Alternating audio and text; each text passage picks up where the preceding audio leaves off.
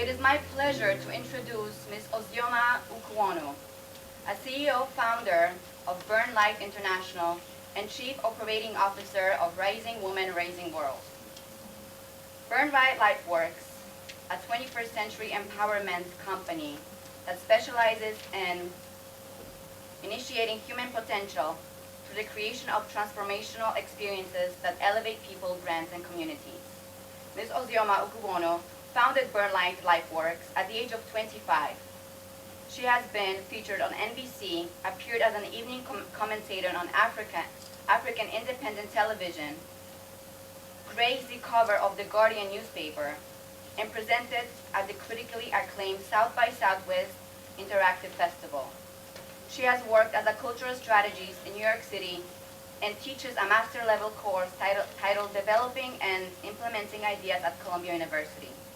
In 2012, she invented the International Day for Dreamers, the first international platform to celebrate dreamers, visionaries, through live and virtual events held all over the world. Ms. Ekuano, welcome, and you have the floor.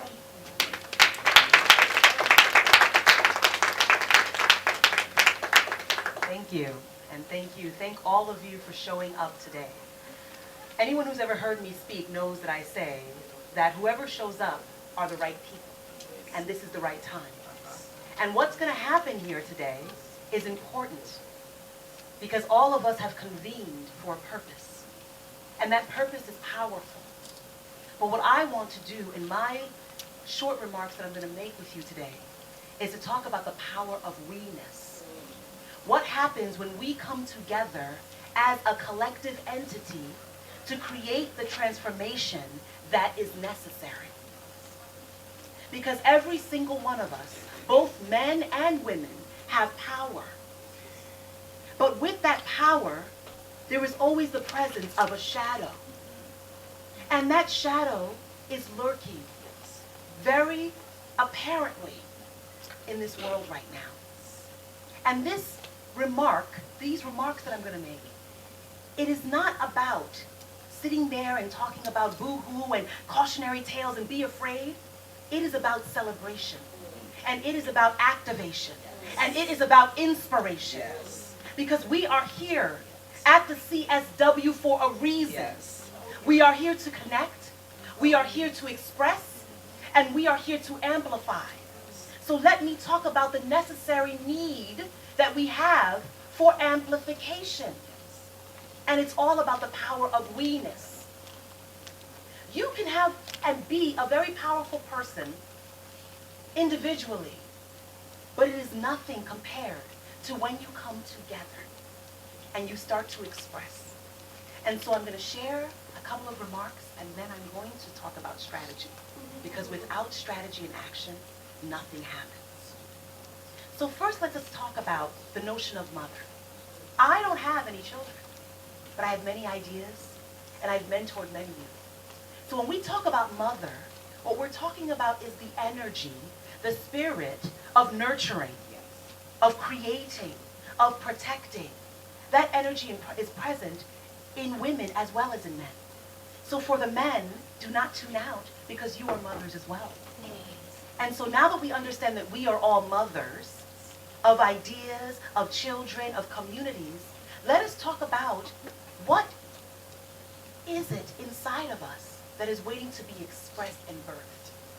And I believe that it is a new reality. There is a new opportunity for us to remake and reshape and reclaim the world. We can collectively co-create a new reality. So when we talk about mothers reclaiming our youth, we are talking about it in two ways. It is a double entendre. There is the youth as we know it in terms of reclaiming our spirit of innovation, reclaiming our youth. What does it mean to think differently? What does it mean to be an innovator? What does it mean to come up with new ideas and to innovate them in the world? And then there is the literal youth, the youth that exists in our world today that we have to be able to reclaim and connect with and shape and support. So as you listen to my words, understand that that is what I'm talking about. The innovation and the spirit that lives inside of us, as well as the youth that are coming up behind us and that we are connecting to together. So we can't talk about possibility unless we talk about what stands in the way of it being expressed.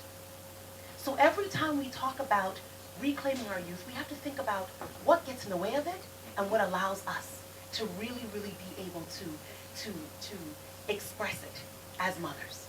And that is a conversation about our shadow and our shine. What is the shadow of mother? What I've seen with my work around the world with women, the shadow of the mother is the energy that holds on too tight. We all know about that mother, right?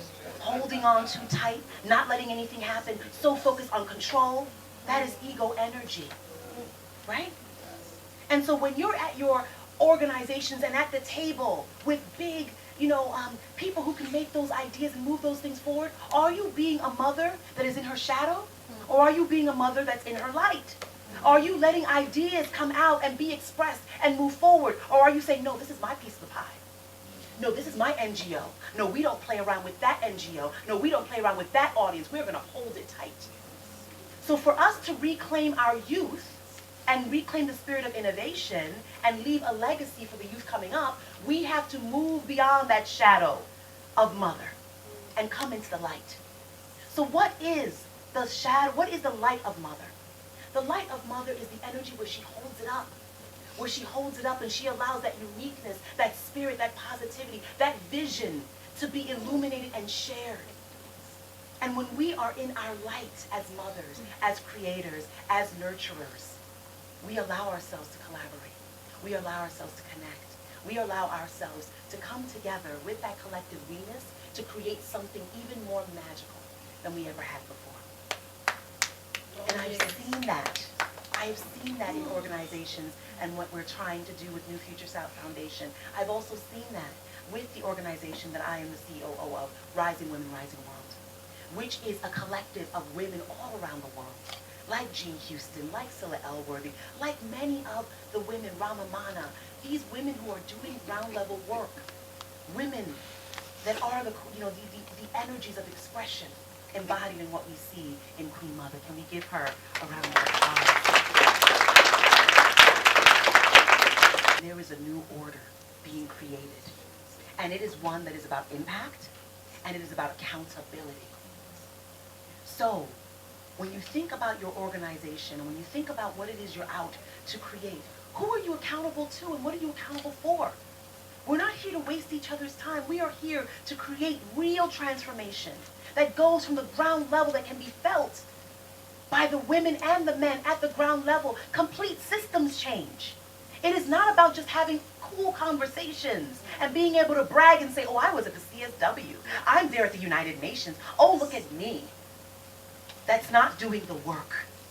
The work that's going to change a woman's life is learning what are those strategies. What are those implementation models? And then looking at your own community and saying, how can I bring that there? How can I create change there? Because if we're not doing that, then what are we doing here? But it starts first with vision. What I call the illuminated vision plan. First you get it clear in your mind, in your heart, in your spirit. What is it that you, your organization, your community, what are you out to cause? What can be created? And then what actions will be taken? And you formulate it in a plan, written down in a plan, not just conversations. I cannot express, and I know I'm being very passionate right now, but the Spirit is moving inside of me because there are so many times when we are having conversations and we don't write it down. And every time we do that, some woman can't come and work on that. So in your meetings, make sure things are being written down. And if you don't want to write them down, record them. There are women, there are youth coming up behind you that need those words, that need those strategies, that need that essence of your brilliance. So write it down, create the plan, formulate it, and take action. That is number one. Number two, accountability. Keep it present in your mind.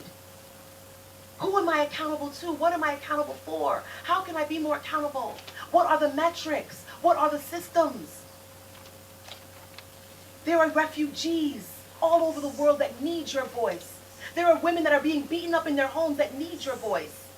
And there are women at the high corporate level that need your voice. Hold them accountable. Hold yourself accountable. Hold the plan accountable. And finally, monitoring. We cannot just create the plans and plan for action and hold ourselves accountable. We have to continue to monitor. We have to practice the mindfulness that is moving through our society in leaps and bounds. We have to bring that into every single institution. So you, men and women, women and men, children that have convened here today, begin to think and see that vision even clearer. Begin to be willing to take more action. Begin to be even more accountable and be mindful and monitor. And together we will collectively co-create a new reality. Together we will burn